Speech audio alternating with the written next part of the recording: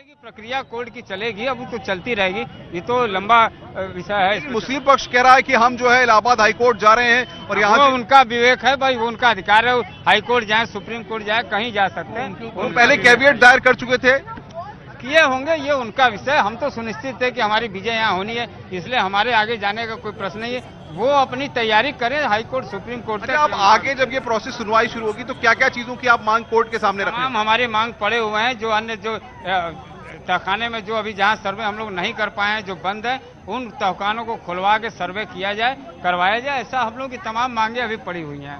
तो सुभाष जी हैं जो यहाँ पर बता रहे हैं कि किस तरीके से जो और चीजें हैं उसको लेकर के भी अब अदालत के सामने तमाम तर्कों के साथ रखा जाएगा। और बहरहाल जो मुस्लिम पक्ष है, अंजुमन इंतजामिया कमेटी है, वो इलाहाबाद हाईकोर्ट में सुबह 10:30 बजे इस पूरे मामले को लेकर जा रही है। आस्था, बिल्कुल बिल्कुल अनुपम, कल सुबह पूरी कोशिश है अंजुमन इंतजामिया की कि ऑर्डर कॉपी मिलते ही इसको हाईकोर्ट में चैलेंज कर दे। जैसे ही हाईकोर्ट में चैलेंज होगा आज का ऑर्डर, उसके क्या मायने हैं? क्या डे टू डे सुनवाई पर कोई असर पड़ेगा लोअर कोर्ट में या नहीं? देखिए, फिलहाल जो जानकारी मिल पा रही है उसके मुताबिक अभी तो यहां से इस फैसले की कॉपी अभी अपलोड होने वाली है। कॉपी कुछ ही देर में, बताया जा रहा है कि थोड़ी देर में ये फैसले की कॉपी अपलोड हो जाएगी और कॉपी अपलोड होने के बाद मुस्लिम पक्ष के जो वकील हैं इस कॉपी को लेकर के फिर, क्योंकि इलाहाबाद हाईकोर्ट में पहले से मुस्लिम पक्ष ने कैविएट दायर की हुई थी, यानी कि मुस्लिम पक्ष को कहीं ना कहीं इस बात का अंदेशा था कि ऐसा फैसला आ सकता है जिसमें कि जिन्होंने तर्क या तमाम जो चीजें उन्होंने सुनवाई के दौरान जिला जज की अदालत में रखी है उसमें वो दमदार नहीं है, या उसमें उनको केस को सस्टेनेबिलिटी को लेकर के उन्होंने जो तर्क दिए हैं वो कारगर साबित हो सकते हैं या उनके पक्ष में चीजें हो सकती हैं। इसीलिए उन्होंने इलाहाबाद हाईकोर्ट में भी एक कैविएट दाखिल रखी हुई है।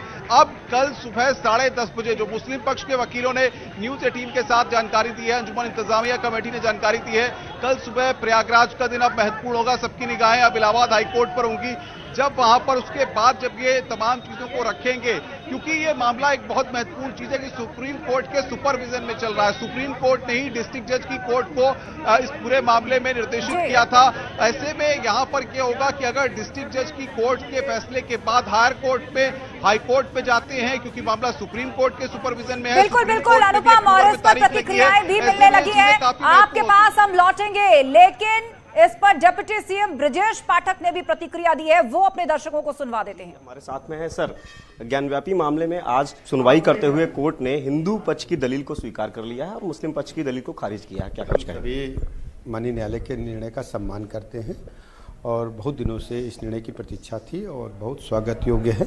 अब हम लोग न्यायालय में आने वाले जो बहस होगी और जो अन्य कार्रवाई होंगी, सभी का हम सबको इंतजार रहेगा और हम पूरी तरह से उत्तर प्रदेश में कानून व्यवस्था और सुदृढ़ करेंगे।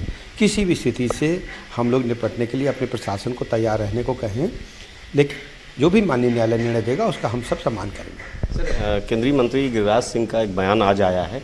उन्होंने कहा है कि ये हमारी आस्था का प्रतीक है ये स्थान, और जो आतताइयों ने यहाँ पर उत्पात मचाया, आज इसी वजह से कोर्ट में जाना पड़ रहा है। आप जानते हैं कि जिस ढंग से अपने देश पर आक्रमणकारियों ने हमारी संस्कृति को छिन्न भिन्न किया था, सांस्कृतिक विरासतों को, मंदिरों को तोड़ा था, धीरे धीरे सब सामने आ रहा है। मुझे पूरी उम्मीद है माननीय न्यायालय पर और अपने आराध्य बाबा बजरंगबली पर जरूर सही निर्णय होगा और हमारी जो भावनाओं के अनुरूप पुनः हम सब अपने कार्यों में लगेंगे और भावना के अनुरूप सब काम होगा। सर, इस फैसले के बाद कानून व्यवस्था दुरुस्त करने के लिए क्या कुछ तैयारियां हैं? सर, पूरी तैयारी हैं। सभी पुलिस अधीक्षकों को, जिलाधिकारियों को निर्देश दिए गए किसी भी स्थिति में कानून का राज कायम रखें और हर स्थिति से निपटने के लिए तैयार रहें। तो ये थे हमारे साथ में डिप्टी सीएम ब्रजेश पाठक जी। इनका सीधे तौर पर कहना है कि ज्ञानव्यापी मामले में न्यायालय के फैसले का सम्मान है और किसी भी तरह से कानून व्यवस्था के साथ कोई फैसला नहीं किया जाएगा। कानून व्यवस्था उत्तर प्रदेश की चुस्त दुरुस्त रखी जाएगी।